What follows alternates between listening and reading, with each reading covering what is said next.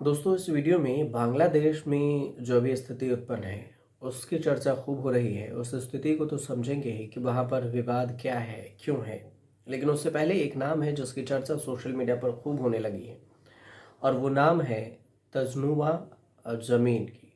तजनुवा जबीन कौन है, ये सवाल आपके मन में भी उठ रहा होगा। तो हम समझने की कोशिश करेंगे, क्योंकि जिन्होंने बांग्लादेश में कट्टरपंथियों के आगे झुकने से इनकार कर दिया, तो तजनुवा जो जबीन है वो कौन है और उनकी जो सांसदी है सिद्धांतों के लिए अपने सांसदी तक को लौटा दी।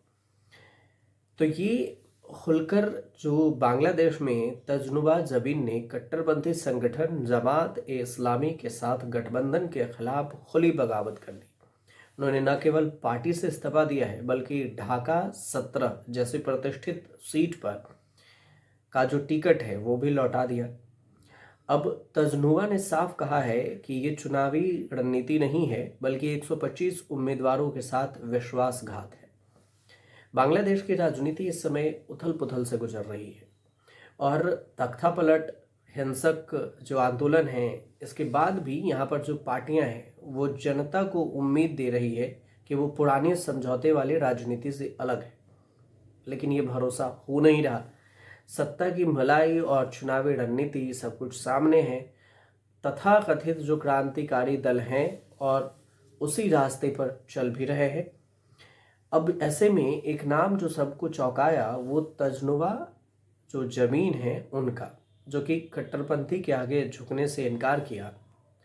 तो फिर ये कौन है? अगर इसकी बात करें तो ये नेशनल सिटीजन पार्टी, से एनसीपी, बांग्लादेश में नेशनल सिटीजन पार्टी एनसीपी है, उसकी कद्दावर नेता हैं जिन्होंने साफ कर दिया कि कुर्सी प्यारी नहीं है, उसूल प्यारे। और उनकी पार्टी ने कट्टरपंथी संगठन जमात इस्लाम के साथ चुनावी गठबंधन किया। तो तजनुबा ने न सिर्फ विरोध किया बल्कि पार्टी से इस्तीफा देकर अपनी सांसदी का टिकट भी लौटा दिया। अब तजनुबा के बारे में थोड़ा सा जानते हैं कि आखिर ये हैं कौन। तो बांग्लादेश की एक नई नवेली जो पार्टी है एनसीपी, उसके संयुक्त संयोजक हैं। जो एनसीपी नेशनल सिटीजन पार्टी, इसको शॉर्ट में एनसीपी है बांग्लादेश में, और इसके संयुक्त संयोजक हैं। ये पार्टी हालिया छात्र आंदोलन और जन विद्रोह की होक से जन्मी है ये, जिसका नेतृत्व नाहिद इस्लाम जैसे युवा चेहरे कर रहे हैं। तजनुबा इस आंदोलन का एक प्रमुख चेहरा रही है और उन्हें ढाका 17, जो ढाका 17 है, जैसे हाई प्रोफाइल सीट से पार्टी का उम्मीदवार बनाया गया। वे उन नेताओं में से भी हैं जो बांग्लादेश में बदलाव की उम्मीद लेकर आए थे। लेकिन जब उनकी पार्टी ने चुनाव जीतने के लिए उन ताकतों जैसे कि जमात से हाथ मिलाया, जिनकी विचारधारा प्रगतिशील मूल्यों के खिलाफ मानी जाती है, तो तजनुबा ने समझौता करने से इनकार कर दिया। कहा ऐसे समझौता नहीं हो सकती।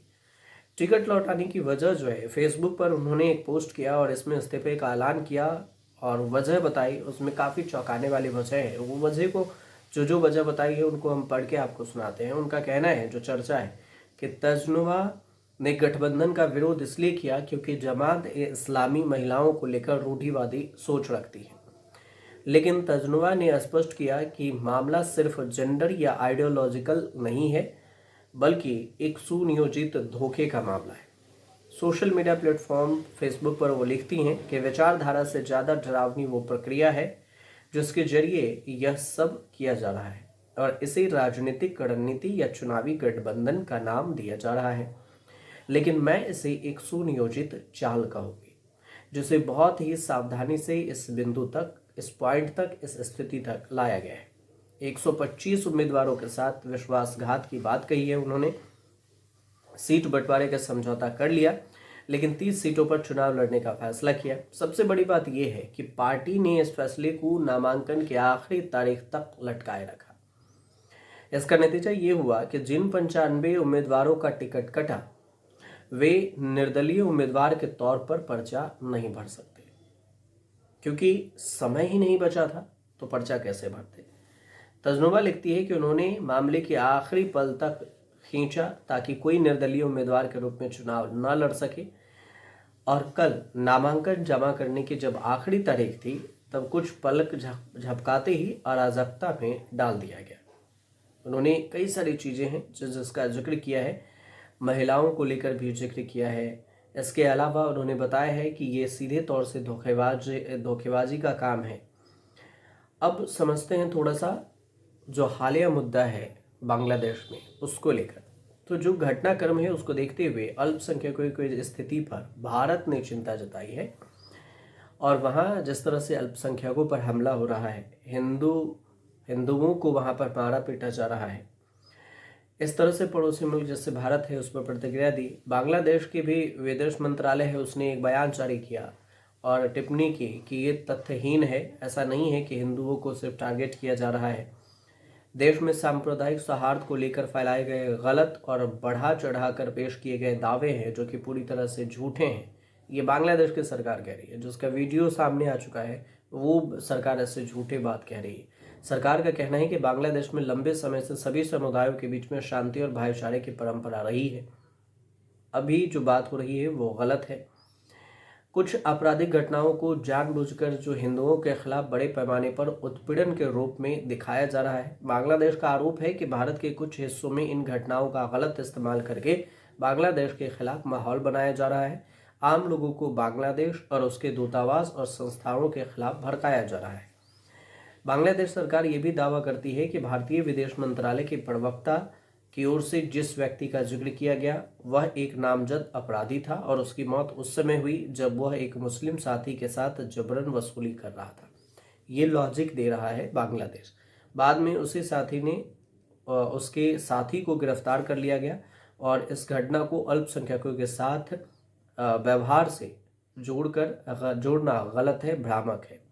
अब ढाका ने भारत के अलग अलग पक्षों से अपील करते हुए कहा है कि वे भ्रामक बातें फैलाने से बचें और अच्छे पड़ोसी संबंधों और आपसी भरोसे को नुकसान ना पहुंचाए। कैसे पहुंचा सकता है? बांग्लादेश को भी सोचना चाहिए कि जहां के प्रधानमंत्री को भगा दिया गया, जहां शांति नहीं हो पा रही है, जहां खुद लड़ाई है, वो चल रहा है पाकिस्तान के रास्ते पर। तो इसका परिणाम क्या होगा ये आने वाले समय में खुद पता चल जाएगा।